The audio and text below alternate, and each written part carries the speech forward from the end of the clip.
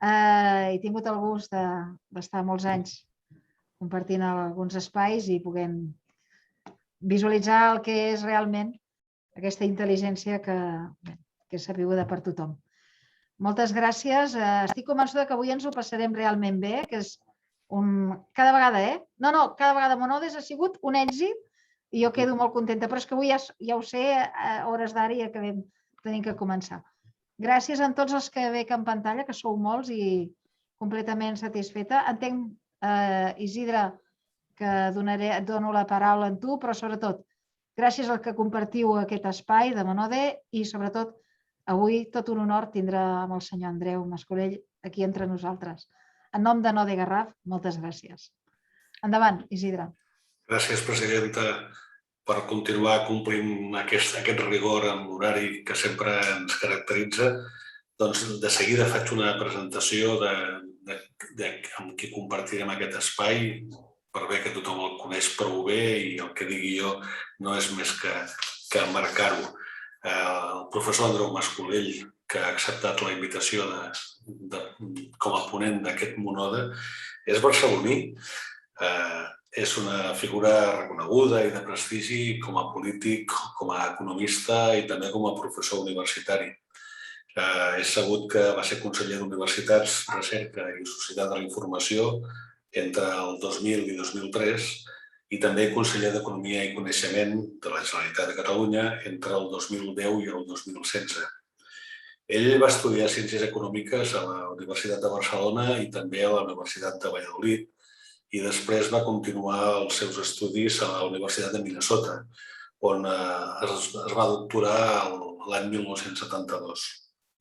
Va exercir com a professor a la Universitat de Califòrnia, a Berkeley, i també a Harvard fins al 1995, quan ja es traslladà a la Universitat Pompeu Fabra.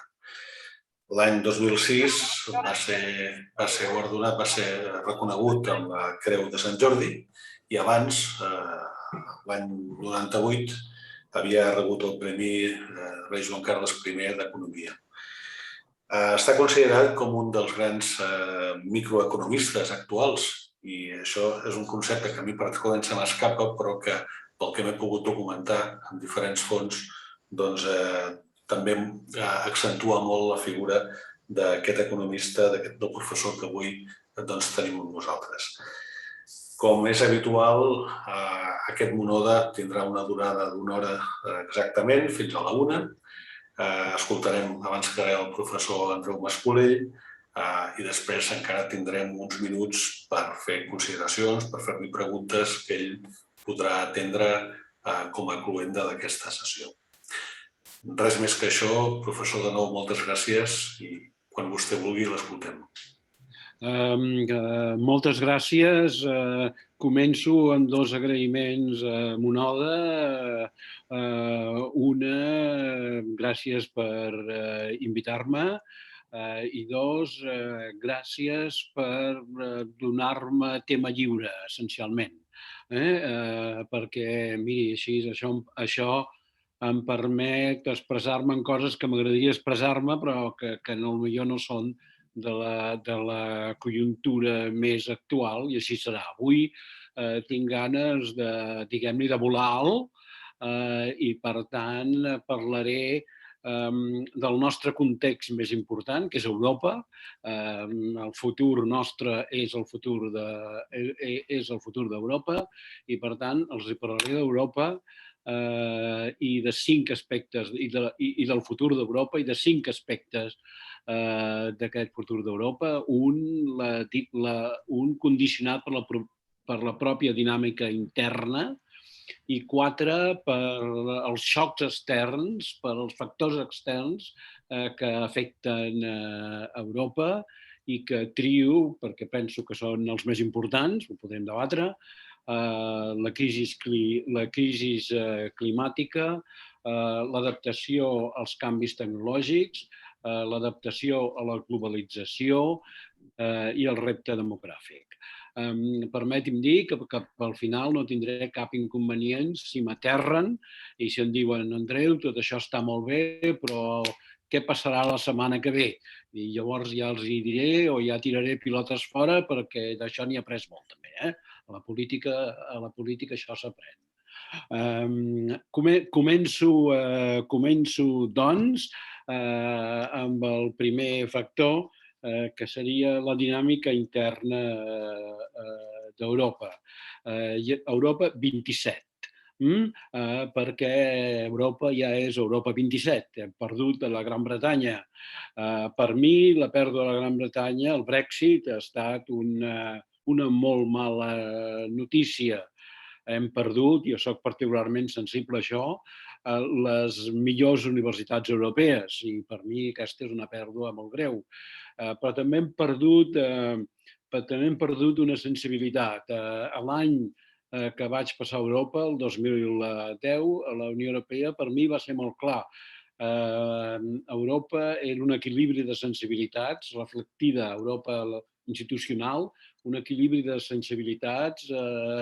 Doncs teníem la sensibilitat alemanya industrialista, la sensibilitat francesa diguem-ne més política, més sòlidament democràtica, més administrativista, i teníem la sensibilitat britànica, una visió molt internacional, una sensibilitat més liberal, molt orientada al negoci, etc. I aquesta composició fins i tot del funcionariat era molt útil. Això ho perdem, és a dir, ja no tindrem funcionaris britànics a la Unió Europea. En fi, és una pèrdua, no s'hi pot fer res. Jo hagués preferit una Europa a marxa lenta si el preu era mantenir el Regne Unit. Però el Regne Unit se n'ha anat i llavors, i paradoxalment, el que diré és que en aquesta conjuntura no tenim alternativa. La marxa lenta no és una opció perquè és avançar o retrocedir. I per tant ha de ser avançar i fer més Europa i tornar a l'agenda de fer més Europa. En essència, fer més Europa són dues coses que van relacionades i que són un cercle virtuós que es va acumulant. Una és l'aprofundiment democràtic. Hem d'avançar cap a una Europa federal, però una Europa federal vol dir més poder a Brussel·les i això només és justificable si és un poder amb una base democràtica més forta. Per tant, enfortiment democràtic és absolutament indispensable perquè si no, no tindrem més Europa. I el segon factor és la convergència econòmica dintre de la Unió Europea, és a dir, la convergència, diguem-ne, del PIB per càpita dels diferents estats europeus. Aquestes dues van junts. Si no tenim el múscul econòmic, un múscul econòmic fort a Brussel·les, la pressió cap a la igualització, cap a la convergència hi serà, però no serà tot el pronunciat que voldríem. I si no tenim convergència, hi haurà prevenció per la part dels països més pròspers de sotmetre's a la voluntat col·lectiva europea. Per tant, aquestes dues coses han d'avançar molt paulatinament, junts, i ho faran a la manera europea. La manera europea, quina és? A cops de crisi. A cada crisi avancem una mica. Vam avançar amb la política monetària comú, amb el Banc Central Europeu, i amb aquesta última crisi de la pandèmia hem avançat en un tema fonamental i que pot créixer molt, que és per primera vegada la Unió Europea està emetent deute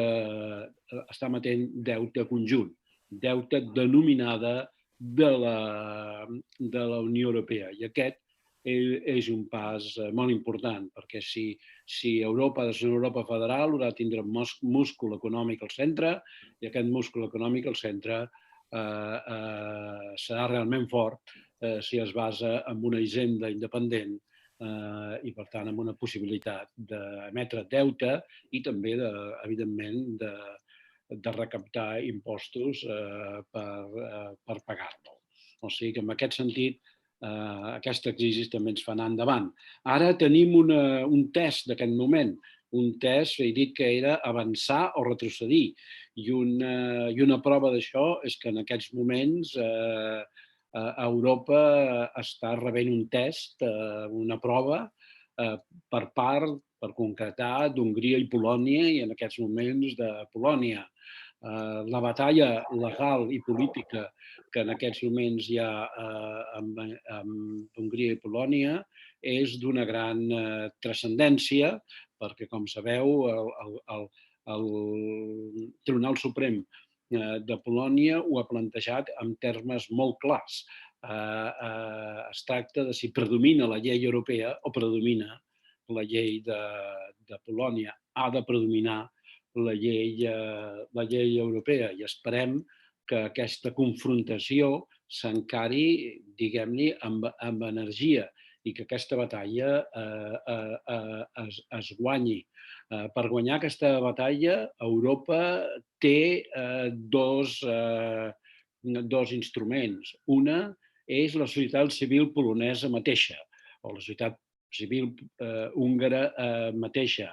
No la guanyarem si aquesta societat civil no es mobilitza, si no hi ha el factor de baix, i ho està fent, el factor que va des de baix i que d'alguna manera representa la instància democràtica europea. Però aquesta societat civil polonesa necessitarà també el suport des de dalt. I des de dalt Europa té el suport de la clau econòmica. No és irrellevant que Hongria i Polònia siguin receptors nets de fons europeus, i aquest instrument s'haurà de fer servir. I aquí tenim l'experiència o el mirall americà. Si mirem a la història americana, un pas decisiu, algú podria dir el pas decisiu per la Constitució dels Estats Units com una federació, va ser a finals del segle XVIII, després de la guerra d'independència i d'alguns moments més, després que hagués les primeres eleccions democràtiques, molt important, eleccions democràtiques, legitimitat democràtica, Washington forma govern, de la hisenda se'n cuida Alexander Hamilton, i Alexander Hamilton, el federalista, ofereix als estats un tracte, assumeix el deute, es fa càrrec de l'economia, els hi facilita el funcionament econòmic a canvi de, ja us ho podeu imaginar, de guanyar autoritat des del govern federal. Això no va ser el final de la història. Recordeu que la consolidació d'una federació americana va costar una guerra civil, però aquesta guerra es va guanyar, i segurament va ser per aquest fet inicial. A Europa no tindrem guerres civils, toco fusta, no és concebible, haurà de ser d'altra manera, però l'instrument econòmic, el centre ajuda en els estats a canvi d'enfortir-se, serà indispensable. Bé, aquesta diria que és la dinàmica interna d'Europa. Ara passo en els xocs a què està sotmesa Europa i que la condiciona. I el primer de tots que esmento és el canvi climàtic, que evidentment no influeix només a Europa, sinó a tot el món. I em concentro a la descarbonització, encara que els temes mediambientals inclouen molts altres aspectes, la biodiversitat, etc. Però el central, el fonamental, el que ens hi juguem tots, és el de la descarbonització. La crisi climàtica i el que implica la descarbonització és una molt mala notícia, no?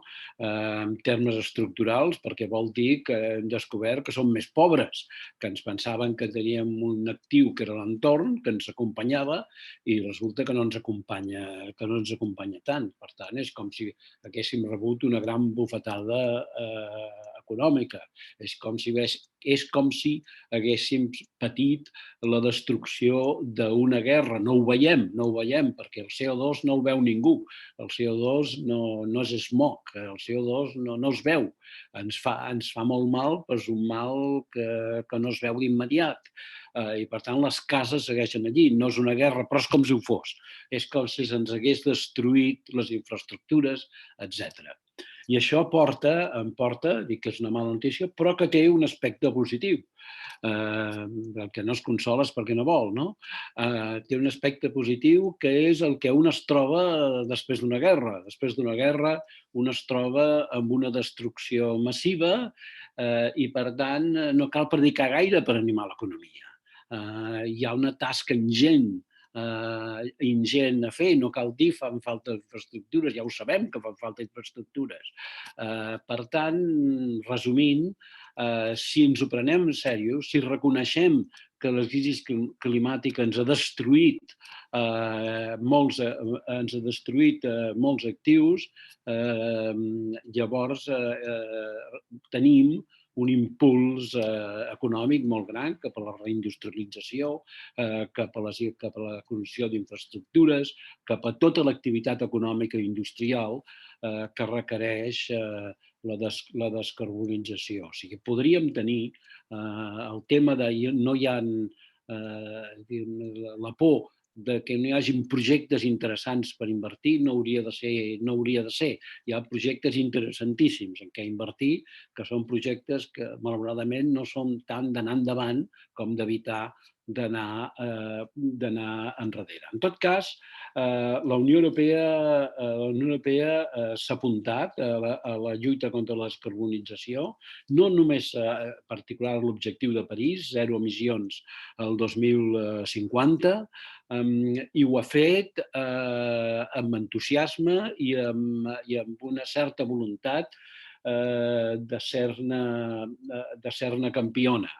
Cosa que ha tingut alguns efectes molt immediats fins i tot a casa nostra i fins i tot als nostres barris, perquè jo estic convençut que una raó profunda de que existeixi el Next Generation i el diner europeu que ens arribarà és perquè Van der Leyen i la Comissió tenia un plan, que era l'European Green Deal, va presentar l'European Green Deal, ser el campió de la lluita per la descarbonització, però no sabia com finançar-ho. I llavors va vindre la Covid i el Pisuer que passa per Valladolid, etc., la crisi i patapam, la Comissió Europea va trobar l'instrument per finançar el Next Generation, per finançar el Green Deal, que és el Next Generation. Recordeu que el Next Generation, per sorpresa de tots, quan va sortir, no deia la prioritat número 1 és la sanitat. No, venia a dir, això és cosa dels estats. Deia, la prioritat número 1 és la lluita contra el canvi climàtic i la sostenibilitat energètica. I el número 2, la digitalització, perquè ja estava allí, però crec que el cor el teníem posat en la sostenibilitat. O sigui que ja ha tingut indirectament la voluntat de ser el primer de la classe, de ser campions amb el canvi climàtic, ja ha tingut aquest efecte. Jo crec que l'estratègia que implícitament es té a Europa en el món és la següent, perquè l'objectiu de París és mundial. Europa sola no ho podrà aconseguir. A més, si tenim en compte la demografia, Europa, dintre de 70 o 80 anys, serà en el món com Holanda és avui a Europa. Un país potent, però petit. Jo crec que l'estratègia implícita és, una, aconseguir anar a la una a Europa i als Estats Units. Això ho tenim bé si Biden continua, però compte perquè el trumpisme als Estats Units continua molt viu. Però deixeu-me ser optimista i suposem que Europa i Estats Units continuaran anant a la una. Llavors, el mercat d'Europa i dels Estats Units junts és un mercat molt gran i té un instrument molt important per actuar a la resta del món, que és un instrument essencialment regulatori i tarifari. És a dir, el plan és que nosaltres posarem tarifes que tenen en compte el cost ambiental. És a dir, requerirem que per importar béns imposarem que els estàndards mediambientals dels béns que importem obeeixin les normes europees i esperem que americanes. I llavors això, l'existència d'aquest mercat tan compromès i els debats d'opinió a la resta del món podran fer taca d'oli i arrastrar d'una manera irreversible a la resta del món cap a la lluita contra el clima. Jo crec que és una estratègia factible en diverses condicions. N'esmento tres. La primera és que cal un esforç inversor, parlo d'Europa, del món, per l'Europa, cal un esforç inversor enorme que va des de la R+D més bàsica, però la més bàsica, fusió, etc., a la instal·lació d'endolls per la mobilitat elèctrica o a la promoció de l'eficiència tèrmica d'edificis. El segon és reconèixer que tenim molt poc marge per atendre altres objectius. I aquí, en fi, seré clar i una mica provocador. Potser ens hem de començar a fer la idea de que els molins de vents poden no ser tan lletjos en el nostre paisatge. Jo em pregunto de vegades què devien pensar els primers que van veure un molí de vent fa 800 anys i devien pensar que era molt lleig. No ho sé. I segurament també ens hem de fer la idea que si el més eficient és produir energia a l'Aragó, doncs hem de produir energia a l'Aragó i transportar-la. No podrem atendre tots els nostres desitjos simultàniament. El més important és la descarbonització. I el tercer és que amb tota probabilitat anuncio el que crec que serà un fet, no dic opinions, però que crec que amb tota probabilitat per arribar a l'objectiu de París caldrà, que és un objectiu per al 2050, caldrà mantenir l'energia nuclear. És un missatge que ja ens estan enviant des de França, que cada vegada se sent més Alemanya. Alemanya acabarà canviant la seva posició. Això no vol dir que l'energia nuclear hagi de ser per sempre, vol dir simplement que és molt possible que per arribar a l'objectiu del 2050 necessitem energia nuclear. Arribat a l'objectiu del 2050, és a dir, acotada l'emissió de CO2 a l'atmosfera, en els propers 50 anys ens podem plantejar l'objectiu d'eliminar l'energia nuclear. Però tot alhora crec sincerament que no ho podrem fer.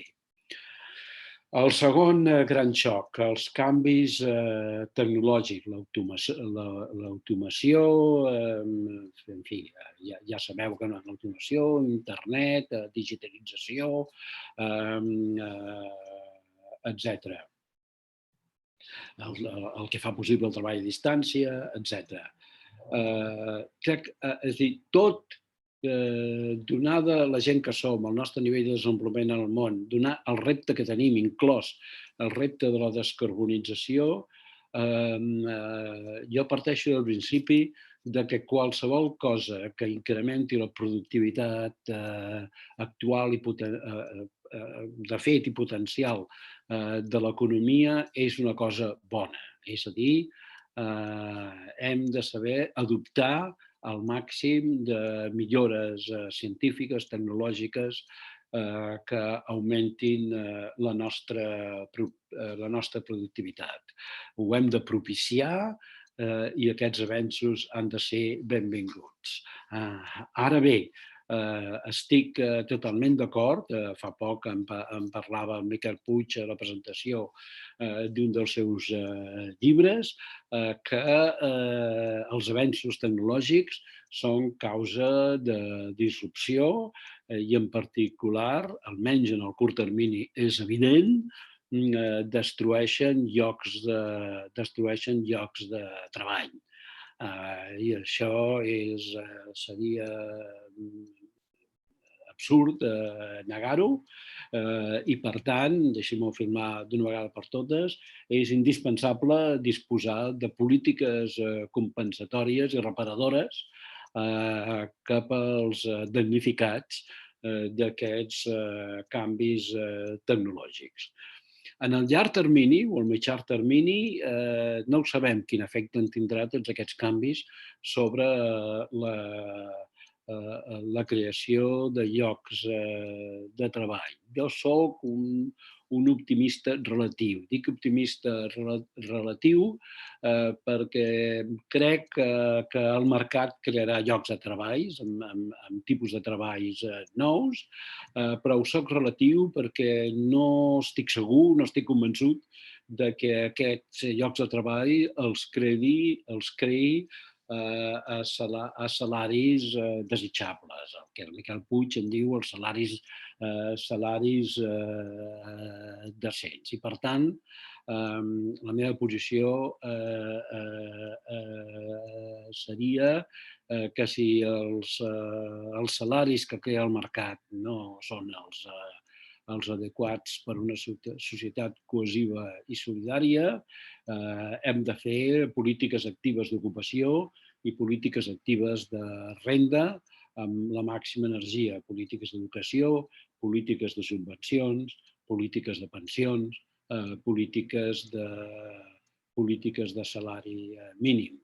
Dic en parèntesis que una raó per la qual jo soc favorable a les polítiques de salari mínim és perquè creen incentius en els treballadors potencials per adquirir educació, perquè o s'eduquen o tindran dificultats en ser contractats en els salaris mínims vigents. Per tant, polítiques actives d'ocupació, i això, evidentment, té implicacions per als models fiscals europeus i, en conjunt, jo diria que la voluntat europea d'atendre en els damnificats dels canvis tecnològics hauria de ser un tret distintiu de la societat europea. No el decreixement, no el parar l'economia, sinó la utilització del poder públic i de la fiscalitat per assegurar que ningú cau a l'economia. El següent gran repte que esmento és el de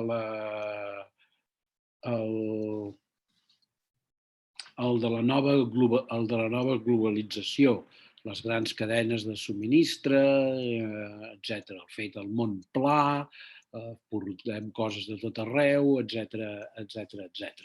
Això té dos aspectes. Un és el mateix que he dit per al xoc tecnològic.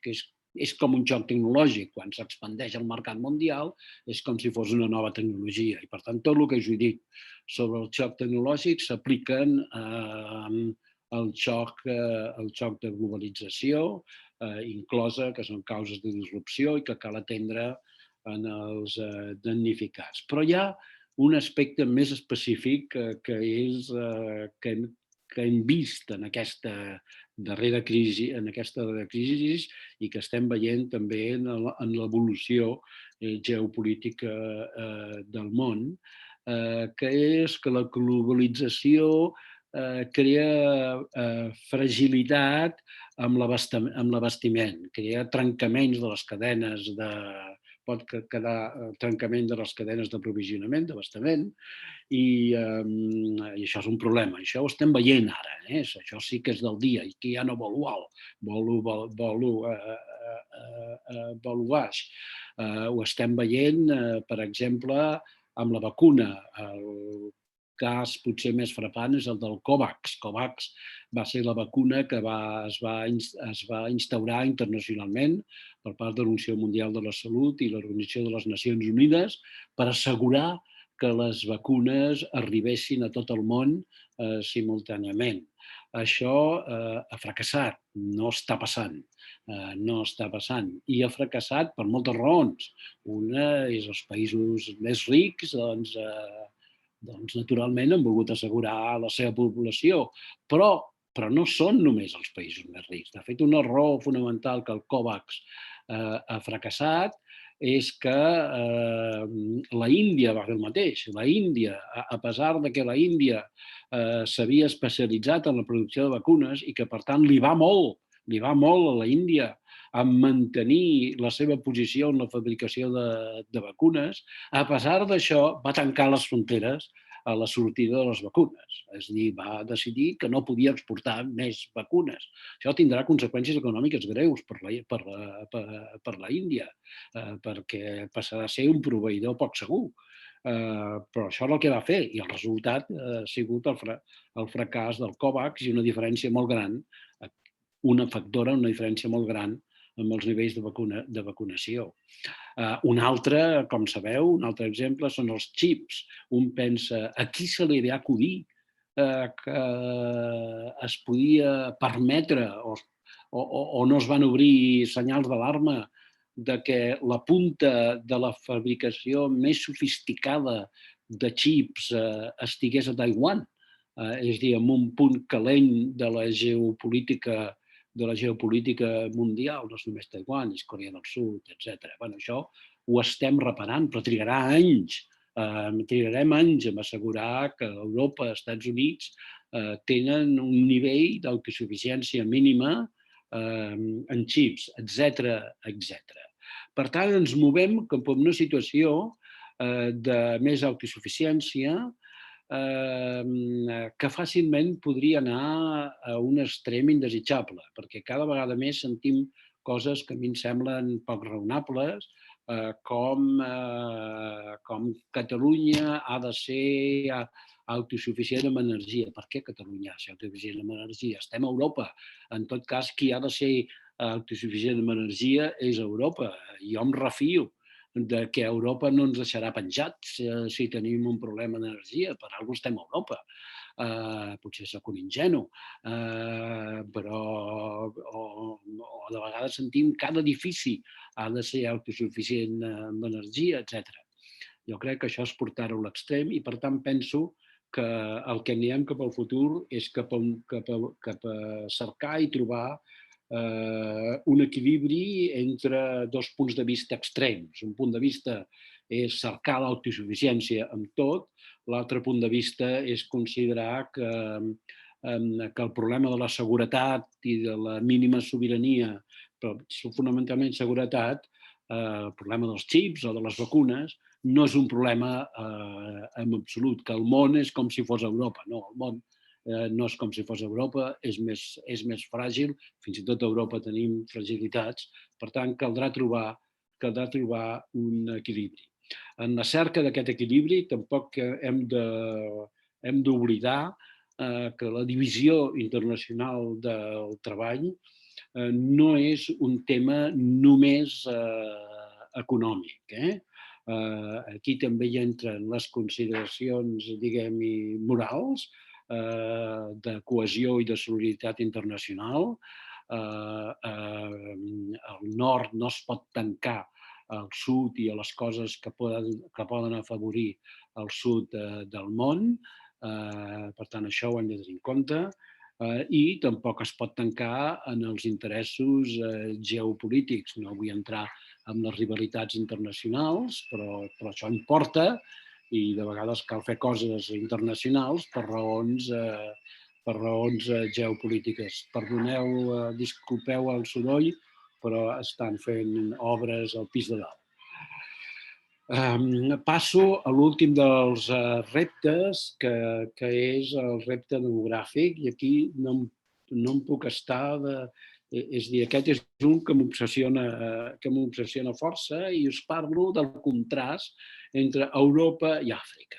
A Europa tenim una situació demogràfica, diguem-ne, no desesperada, però de baixada. És a dir, segons, us dono unes xifres, segons segons Eurecat, la situació d'aquí al 2011 variarà en maneres com la següent. Actualment, l'Europa dels 27 té 446 milions d'habitants i si les tendències actuals continuen, incloses les de migració als nivells actuals, passaríem a 416 el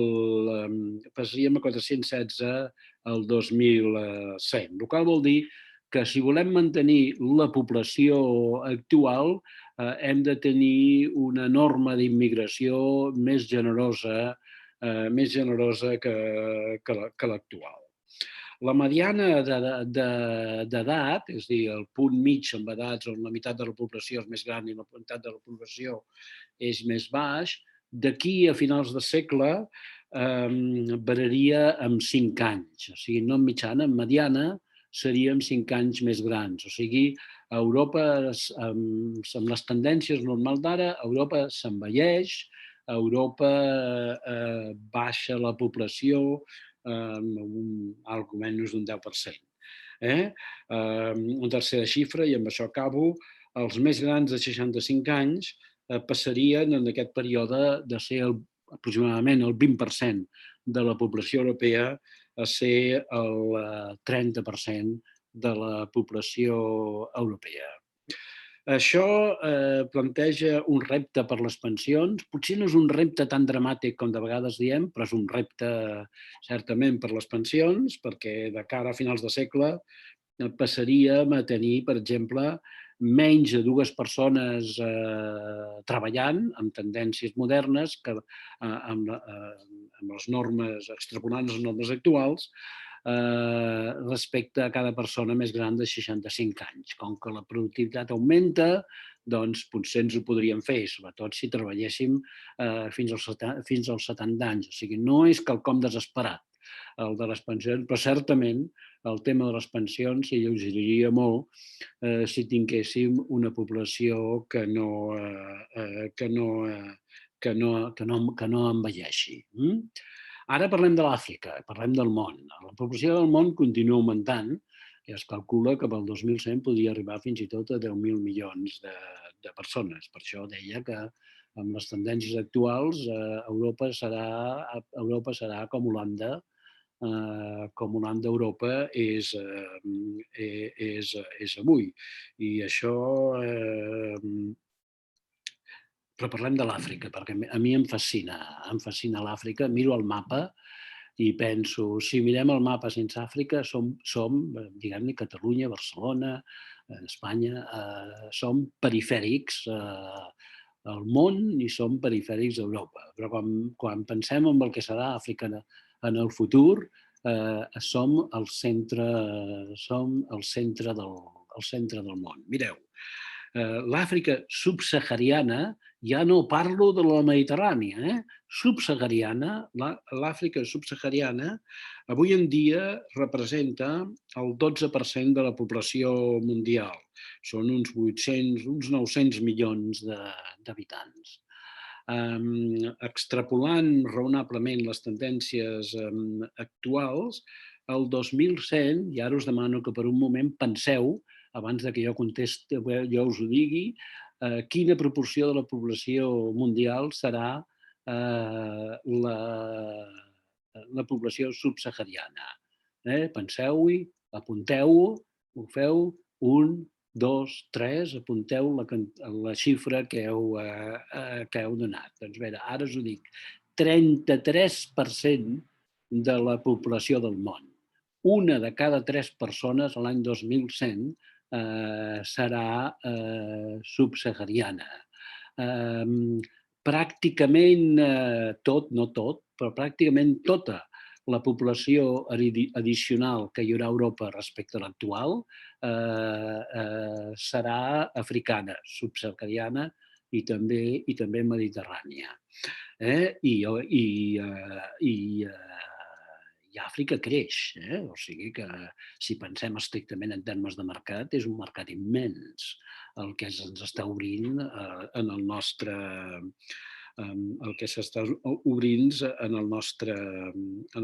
sud. Això està passant per què? Perquè la població del món augmenta fonamentalment perquè la longitud de la vida augmenta. Ens morim menys. Però a tot el món, excepte l'Àfrica, neixen menys nens. Però a l'Àfrica no, a l'Àfrica en neixen més. És a dir, a l'Àfrica la població augmenta perquè la longitud de la vida augmenta i perquè neixen més criatures. En general, l'extensió de la longitud de la vida, el benestar econòmic, el creixement, etc., porta a que baixi la taxa de natalitat. Però hi ha un moment de desajust. Va passar a la Xina, quan es van veure llançats a imposar la política de només un nen. És a dir, primer allargues la vida i és com si la societat no se n'hagués enterat i continua tenint criatures al mateix ritme, al ritme habitual. Això és el que està passant a Àfrica. I aquesta és la raó per la qual tindrem això. Això què vol dir? Doncs vol dir que tenim un sud on la població explota i un nord on la població més aviat tindrà la baixa. Jo crec que a Europa decidirem que volem ser més, que volem tenir més població per atendre les pensions, certament, però també per comptar una mica més en el món, per no quedar-nos tan petit. I si això és així, ja sigui per decisió nostra o ja sigui perquè és difícil posar portes al mar, el trasbàs de població des d'Àfrica, des de tot el món, cap al nord, cap als Estats Units, cap a Europa, és, jo crec, inevitable. I, per tant, si és inevitable i si és desitjable, com penso, ha de ser ordenat. El pitjor que podem fer és hilar els ulls i no voler veure les complexitats dels progressos migratoris i deixar-ho a la babalà i deixar-ho a forces espontànies. Ho hem d'ordenar.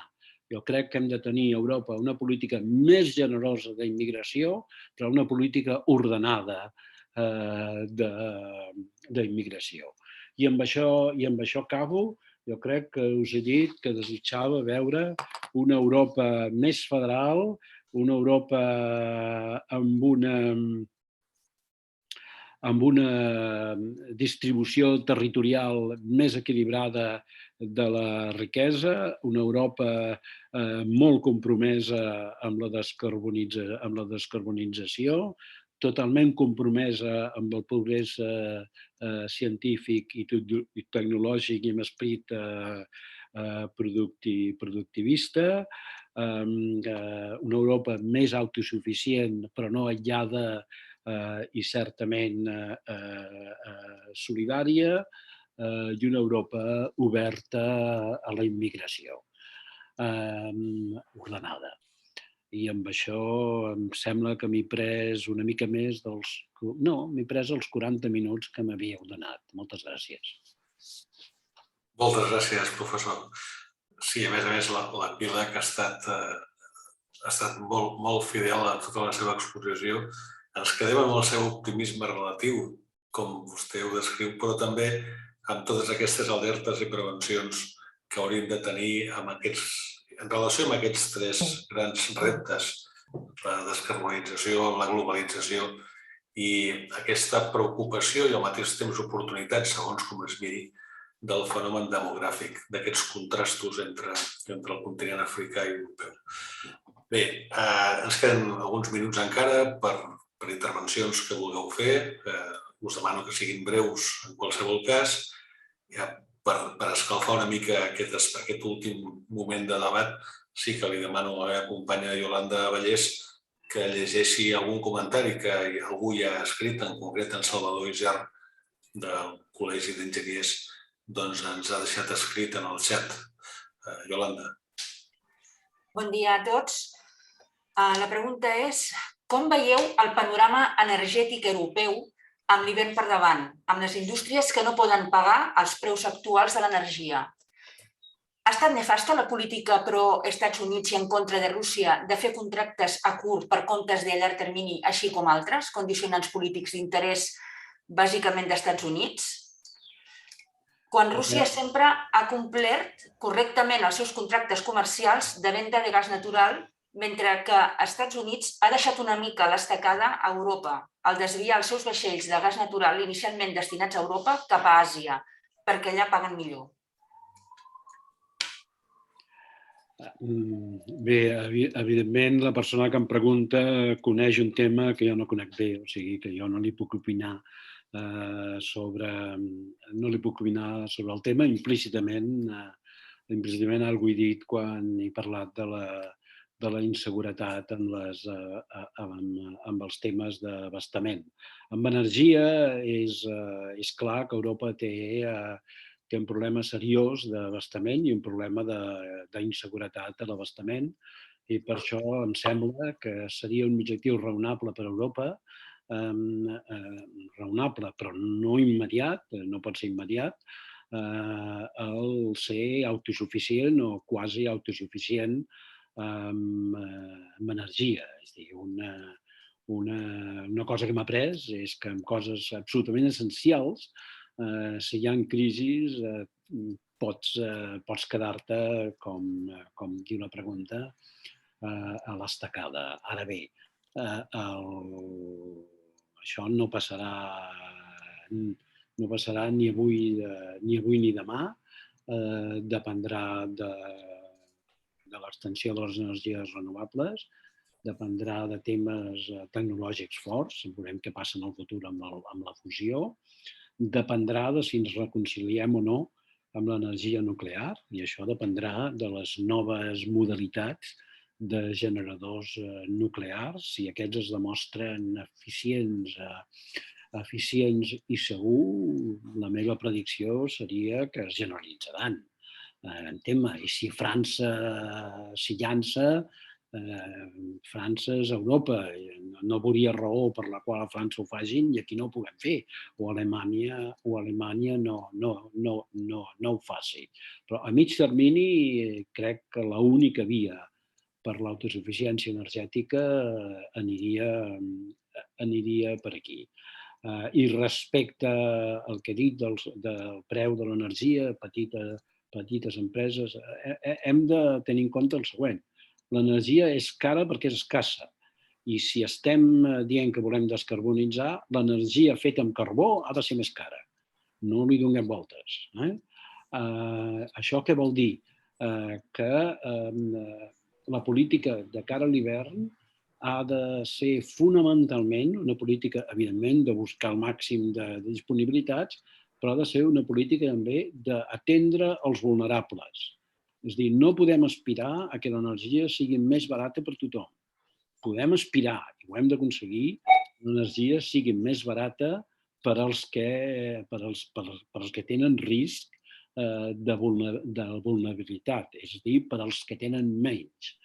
I pel que fa a les empreses és més mixta, és a dir, podem buscar mesures transitòries, però així com per les persones tenim l'obligació d'assegurar que no caiguin, el mateix no és veritat per a les empreses. Les empreses tindran que acostumar-se a que l'energia sigui més cara. Ara hi ha períodes de transició, pot haver-hi un període de transició que sigui tot el període en el qual anem a la descarbonització. Jo no renuncio a l'objectiu de que l'energia algun dia sigui encara més barata, perquè penso que el futur passarà per l'energia barata, però per l'energia renovable barata. Per fusió i tecnologies ara exòtiques etc. Però el sol envia molta energia i el cervell i les neurones treballen en convertir aquesta energia de manera eficient. O sigui, jo veig un futur on l'energia pot ser barata, però no serà un futur immediat. Per tant, hi ha períodes de transició i, en fi, amb les empreses doncs, caldrà veure. N'hi haurà que cauran perquè no podran resistir el període de transició, n'hi haurà d'altres que podrem ajudar durant el període de transició perquè no caiguin. Però en el període de transició, quan encara hi ha molta energia que no és renovable o que la renovable no és prou barata encara, l'energia serà més cara. Per tant, part dels esforços que cal fer dintre d'això que he dit de més R més D, dintre dels esforços hi ha tota la tasca d'eficiència energètica. Ara es perd molta energia que podríem aprofitar millor. No gaire lluny està la pregunta que ens fa Alfons Sales. Iolanda, si la vols interpretar. Seguint el tema energètic, quina és la posició d'Espanya com a porta d'entrada del gas del Magreb? És positiva i podem fer força? Com s'ha perdut el pes que tenia Catalana de Gas, primer absorbida per gas natural i ara pels australians? No entraré en temes empresarials. Naturgy és una companyia energètica que, de fet, és una gran companyia energètica i aquestes companyies són internacionals i tenen accionistes que van i que venen. En fi, espero no ser contradictori perquè he dit que seria un objectiu raonable d'Europa ser autosuficient en energia i això voldria dir no dependre de l'energia ni russa ni argelina. Ara bé, això no és per demà i, per tant, fins demà en el període d'ara cal assegurar la font d'aprovisionament argelí. I em permeto dir que potser no soc del tot contradictori perquè com més estigui sobre la taula la possibilitat i l'objectiu que Europa sigui autosuficient en energia, més col·laboradors seran les autoritats argelines en la seva política energètica, perquè és evident que Argèlia vol exportar gas natural, com és evident que Rússia ho vol fer-ho. El que no podem és tenir una posició en la qual això es pot fer servir, aquesta dependència es pot fer servir per collar Europa en altres coses o es pot fer el servei sense garanties absolutes d'abastiment. Per tant, explorem fixar l'objectiu d'autosuficiència per algun objectiu temporal dilatat i, mentrestant, negociem amb els nostres aprovisionadors, tant argelins com americans, com russos. I de cara a aquest hivern, que pot ser molt dur, penso que la clau seran polítiques socials per evitar que els damnificats, que els vulnerables caiguin. No veig cap paraula demanada, queden pocs minuts. Professor, sí que li volia... Canvio una mica de tema i faig referència o faig incidència a la qüestió de l'envelliment. Preocupa el debat i ara mateix és notícia pel que fa a les pensions, però més enllà de les pensions hi ha una situació que és un increment molt accentuat de les taxes d'envelliment i sobreenvelliment. Això succeeix a territoris tan minúsculs com pot ser el Garraf i el Penedès, però succeeix a Catalunya i succeeix, com vostè bé ha comentat, en el conjunt d'Europa. Em pregunto si des del punt de vista de les polítiques que es generen tant a la Unió Europea com en els estats membres es té en compte aquest procés d'envelliment. Es té en compte en el sentit que es genera tota una nova economia basada en aquest canvi, no només d'edat, sinó hàbits i conseqüències d'aquest envelliment. Com ho veu? Realment caldria preocupar més a la classe política? Segurament jo crec que els preocupa molt. El que passa és que hi ha la utilització moltes vegades demagògica dels temes d'immigració que inhibeixen una discussió oberta del tema. El problema europeu és, ja he dit abans, és envelliment, no absolutament dramàtic, podem sobreviure amb aquest envelliment com està sobrevivint el Japó. Però no és desitjable i, a més, dintre d'Europa hi ha territoris que estan en una situació molt pitjor que altres. I aquí no se m'acut més que fer notar 2 punts.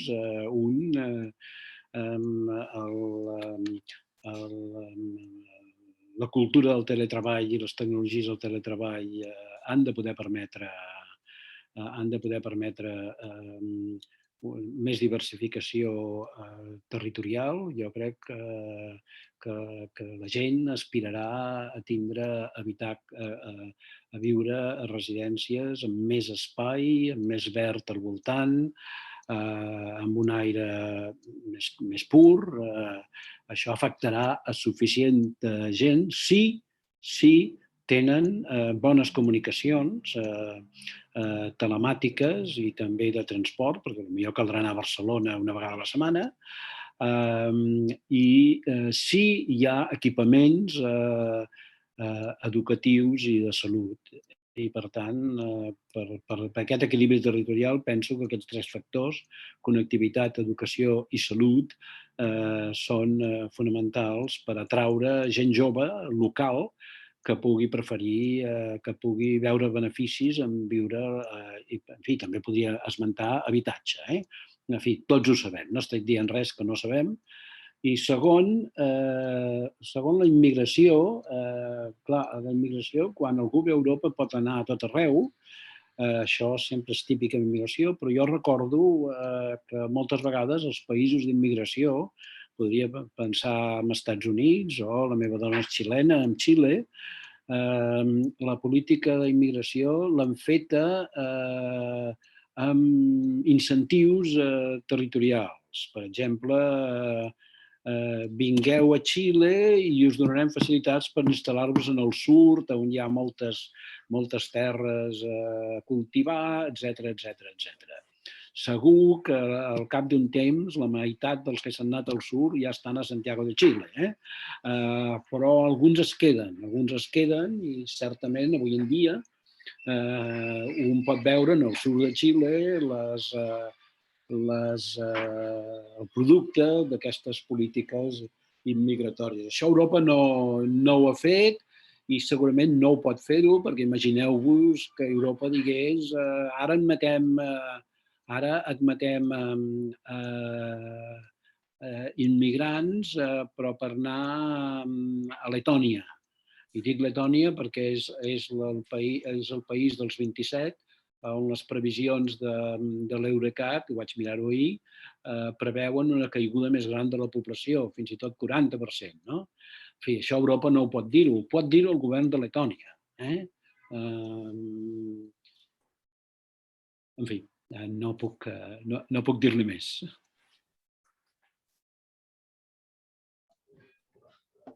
Bé, senyor Andreu Mascolell, moltes gràcies. Toca ja finalitzar per complir també amb aquest horari i en quedaré amb algú de... Vostè no ha vist els comentaris que anaven sorgint, però entre ells la paraula serà un luxe de ponent. I aquest és el que nosaltres tenim, aquest sentiment, amb els seus coneixements agraïdíssims, aclaridors totalment i que ens cae, com deia l'Isidre, amb l'optimisme. L'optimisme per anar endavant. Home, més pressió als polítics que ja no es pot fer res més perquè, si no, a vegades també entenc que ja va més enllà d'aquesta pressió que estàvem comentant. Però cal que hi hagi responsabilitat. És el que s'ha de tindre i molta coherència amb les decisions que es prenguin. Moltes gràcies. Això, agraïment total i absolut amb el que ha sigut un debat magnífic, una ponència realment extraordinària. Moltes gràcies. I com que un ha d'aprofitar qualsevol moment per predicar, una de les coses amb la que vull que es quedeu és mirar cap a l'Àfrica. Penseu que la ciutat d'Algiers està a la mateixa distància de Barcelona que Madrid. Molt bé. Doncs amb vostè ens quedem. Senyors, gràcies i fins a la propera i gràcies a l'equip de Monode per fer-ho aquesta iniciativa possible. A tots vosaltres, moltes gràcies. Moltes gràcies a vosaltres.